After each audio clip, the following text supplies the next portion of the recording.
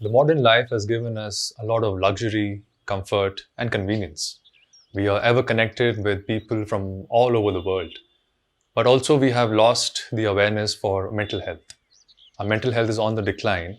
And if you are experiencing any symptoms of anxiety, depression, and sadness, then this video is for you.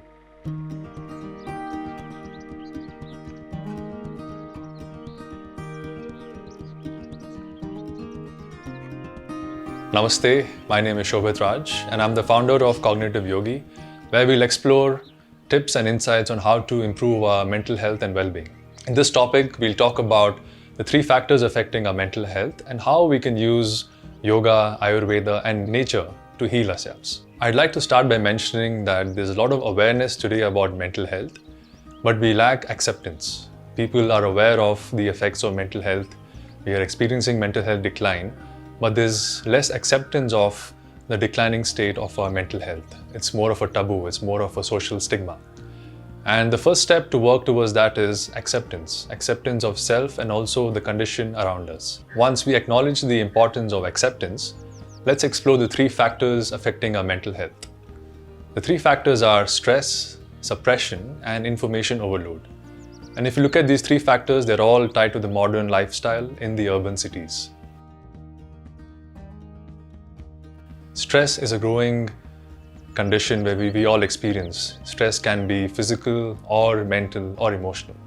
Stress can be external through an external situation or a trigger, or it can be internal conflict. And the antidote to stress is relaxation.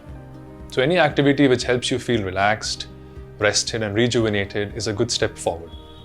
This could mean spending time in nature, this could mean spending time with your loved ones, and doing hobbies which make you feel good. The second factor affecting mental health is suppression. And this is a dangerous one because we may not be aware of it. We tend to suppress our emotions, feelings and thoughts because of the world we live in. And we may not even realize the effect of suppression because these are very subtle. And whenever we suppress emotions and thoughts, these are manifested in the forms of anxiety, depression, sadness, anger, and nightmares. One way to work with suppression is to find healthy avenues of expression. This could mean any creative outlet which helps you create something new and feel good about the process. It could also mean finding healthy expression through movement. Movement can be in the form of yoga asanas, dance, running, whatever appeals to you. And finally, the expression can be even artistic in the form of dance, music. And the third factor affecting mental health is the information overload we experience on a daily basis. This means our smartphones, the endless notifications we have, the content we consume on social media, the deadlines we face at office. And also this leads to sensory fatigue, the amount of stimulation from sights, sounds. It can be very overwhelming for the brain and the nervous system. And one way to work with this is to find moments of rest and solitude in our daily life. And this may be difficult because we are used to an extroverted lifestyle. But when we start to find moments of rest, silence, and stillness, we actually start to understand what's happening within us. And this can be a very powerful step towards improving our mental health. So now we'll talk about specific practices and habits that we can use to improve our mental health. The first is gratitude. This is a very simple and powerful practice which can improve our overall well-being. Being grateful and counting our blessings for the food, clothing and shelter we have, for our family and loved ones, and our physical health and the work we do is a very important practice that we can cultivate to feel more abundant and to feel more joy. The second practice is spending time in nature. This is a very powerful and healing experience because we live in urban cities and we have gotten far away from nature, be it the times we wake up and we sleep, or even just the body clock we follow. So when we take away time in nature, even if it's just a weekend of 2 days, we actually reset the body clock and we align ourselves to nature. And this can be a very healing experience for us. The third practice I would advocate is daily movement. Any form of movement which makes you feel good, which helps you sweat, detoxify, is brilliant for your mental health. The fourth practice I would recommend is journaling.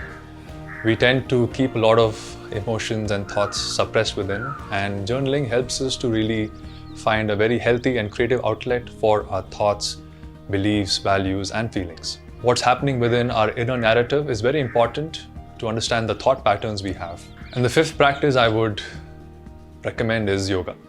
Yoga has multiple aspects. You can start with mantra chanting, and this is not a practice of religion, but it is more about energy and working with the levels of the mind at a subtle and a gross dimension. You can start with chanting Om simply, or any mantra which resonates with you.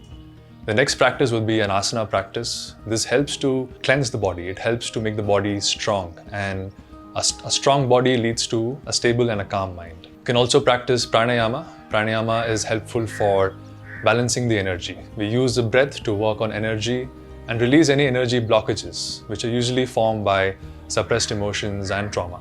Yoga Nidra is also another practice of yoga where you can experience deep relaxation and emotional release. Meditation is another practice which you can experience, and this helps you to understand what's happening within. It helps to access creativity and healing. But I would mention a word of caution here is to please approach Yoga Nidra and meditation under the guidance of an experienced and competent teacher, because sometimes in the process of healing, these can aggravate the symptoms. So these were the 5 tips to improve your mental health. This is a very holistic approach where we use the body, the mind, our energy, and creative outlet so that we can find healing at all levels. I would like to end the video with a personal message of asking everyone to reach out. If you are experiencing mental health conditions and symptoms, please reach out to somebody whom you can trust, be vulnerable, and feel safe. We need to approach mental health not with judgment but more with empathy and compassion, because it is growing. It is growing at a very alarming rate in cities, and let's hold space for others. When I mean hold space, we're not trying to fix anyone by giving advice, but just listen. Offer a listening ear and a shoulder to cry on for anyone who is going through a mental health disorder. But if you have no one to talk to as such, where you feel a sense of freedom, safety, and vulnerability, then please feel free to reach out to me on Instagram or Facebook. The links are mentioned in the description below, and I'll be more than happy to listen to what you're experiencing. Thank you for watching this video. If you feel that anybody would benefit from this, then please share with them and subscribe for more such content. Thank you and namaste.